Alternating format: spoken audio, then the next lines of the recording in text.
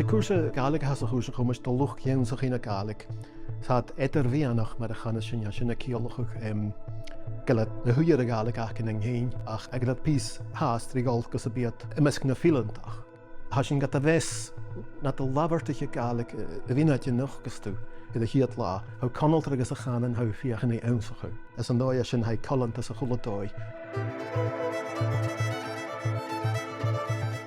sé cùrsa uafsach in beáil a han an cùrsa Comais agus ag déideach na bliana hí sin go bhfuil leat ar an thuamhas airste sa dhéanamh agus hat sin amachchas sa bbliana uafsach in filanta agus misneachil sa chanan.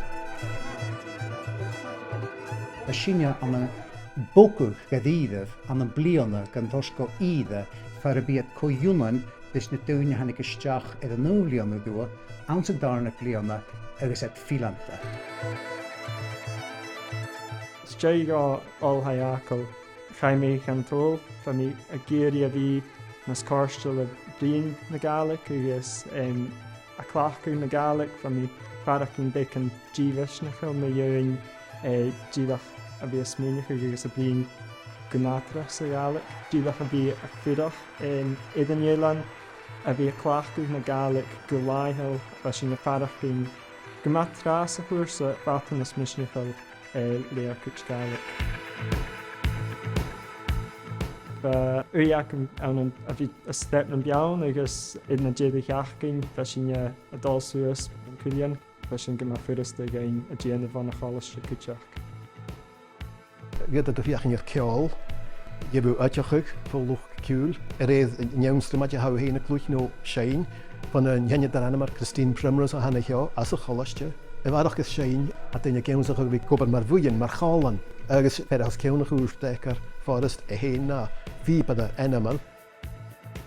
Hami goedjach gefiachan die plaatsen de horschijf, gan een schaunskielach en bij een schichen, ergens bogen, ergens voeten nog zijn manien, ergens fiachan die plaatsen gan een gulter horschijf. Gef na holaní chom a gáil i gréisgréamachas ar san trí seachganin agus bhí sin gan déasach agus san súil na Gaelic agus san súil na hopprach.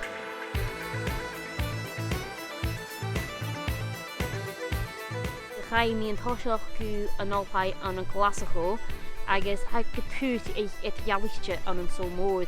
Clas hin bice a chu sinna cíach go bhfuil jaolach ar a thuúla duine, is bheit sin gomáil féim gása ar san le chuit Gaelic cócail sgas ag ar an ropach ar sin na blianachin. Me ganach duine reinin cúrsa seo an hit a bhí alú fatal an teli. Sar bhfuil immersion agus op a Gaidhlig agus a Gaelic as an nenam. Hiú duine reinin cúrsa seo.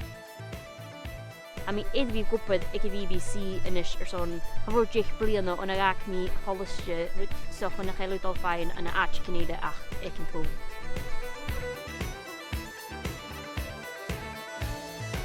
Has ní ciúí ar duine nún spirit a chuirt amach le machchas an jomar tchekis mach an a bhela mar an hanna. Get an huiar agat sin a Gaelic gon clech go í ar san an thuileí ansocha. Agus sinú a haga dhéanú a gealaite chaningse ó chúrsa Canan ábhaisteach sa bí eile.